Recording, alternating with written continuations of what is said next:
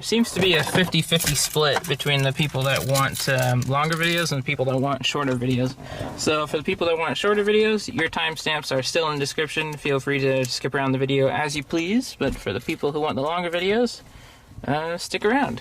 We'll see what we can get today.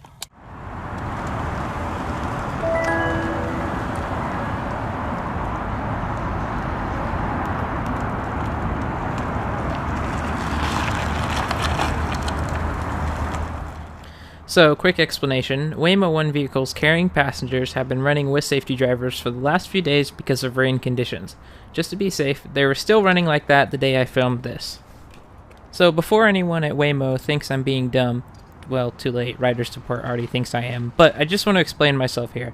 When it comes to unlocking the doors, I'm aware that the main way is for the car to detect the rider's phone via Bluetooth. You can see it will show this little padlock icon in the app.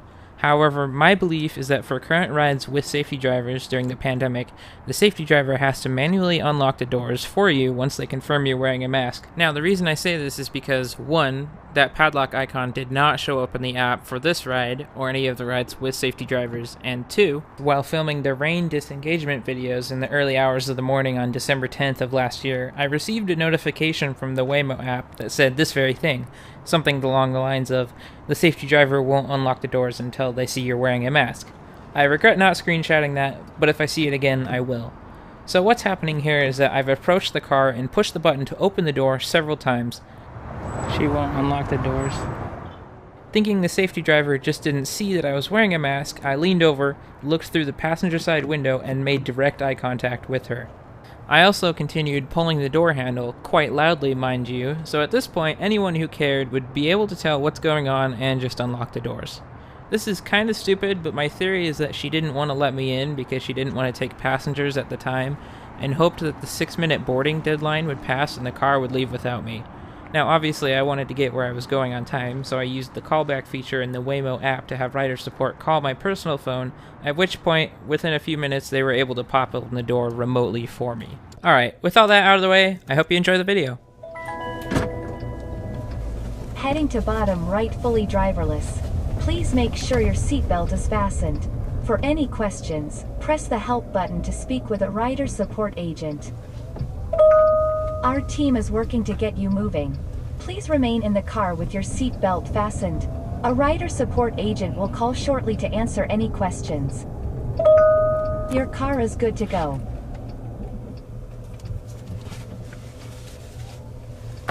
About here is where I notice how extremely dirty this plexiglass screen is and try to wipe it off with my jacket sleeve, but as you can see it doesn't work at all, so we're just doomed to have a dirty video this time. Sorry about that. And as a result, because the camera was focusing on the dirt or dust or whatever the heck that is, I had to use the manual focus ring to try and make it manually focus on the safety driver screen there, so you'll just have to bear with me here for a sec on that as well. I'd also like to apologize for the video quality here. I had it set to 1080p 60, but that does not look like 1080p at all to my eye, so I don't know what happened. But my better camera is the only one with optical zoom, so I had that zoomed in on the safety driver screen. So yeah, again, bear with me here, sorry.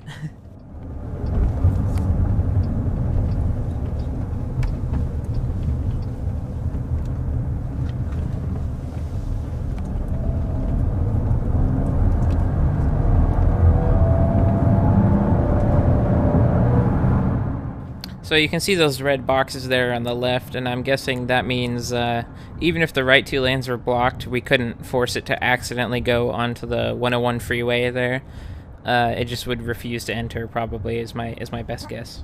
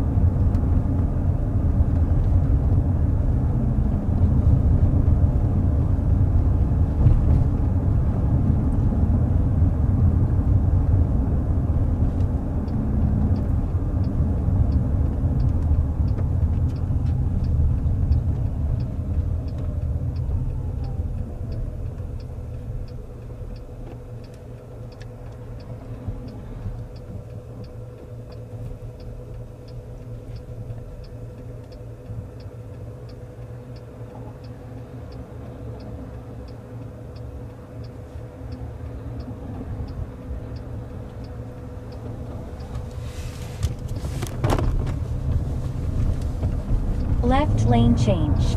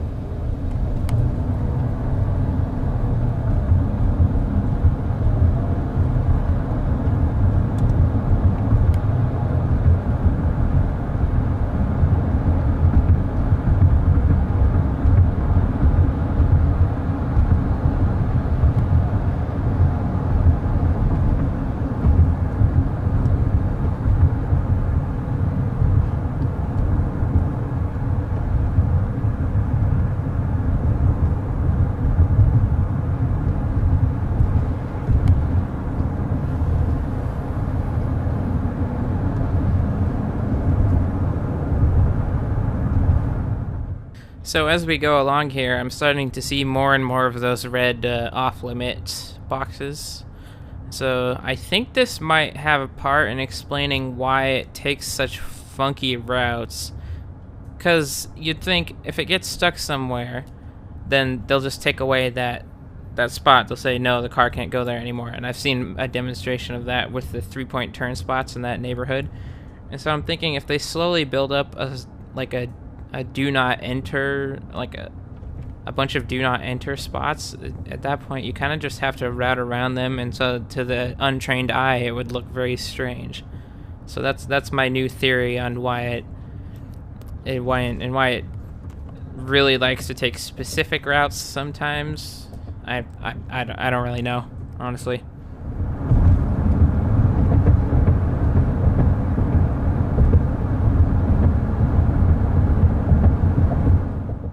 Yeah, like right here on the left side, that's just one whole road that's just completely blocked off. Wow, okay.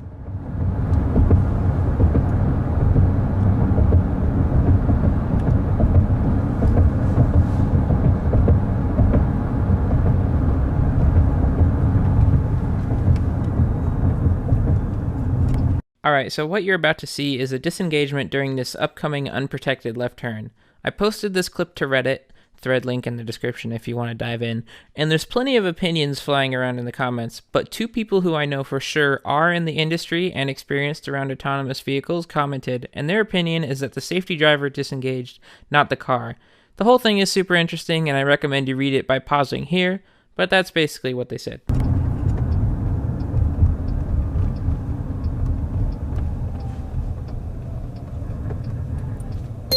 Manual.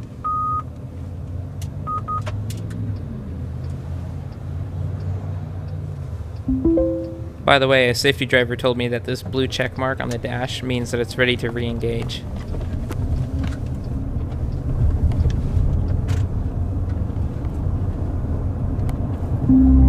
Auto driving. Right lane change. Right lane change.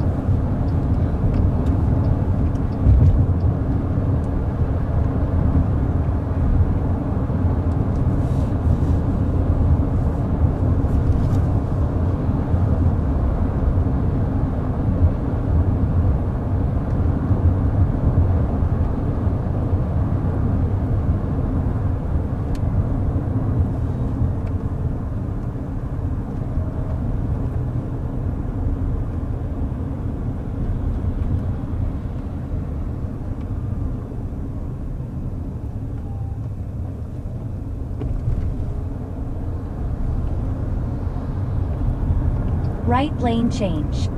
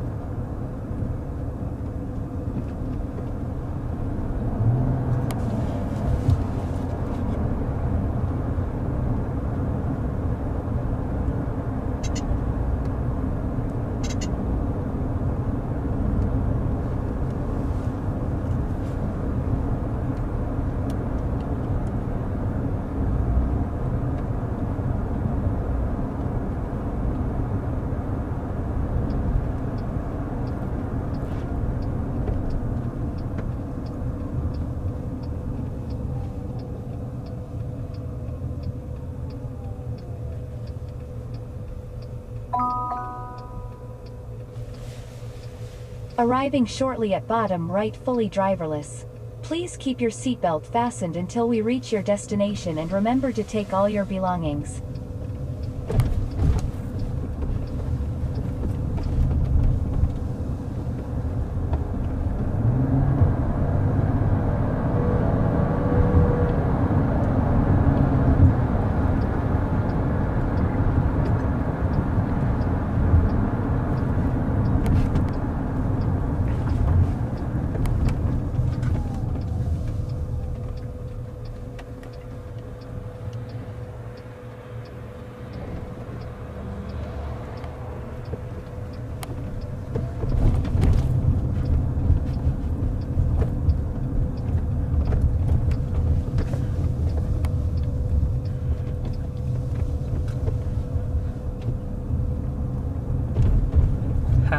Those marked off sections are my fault. It kept getting stuck on the 3-point turn. That's okay. Yay.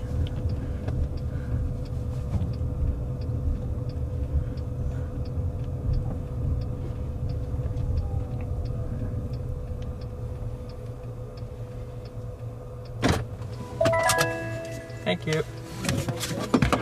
We've arrived. Please check your surroundings before exiting the vehicle and remember to close the doors after you exit.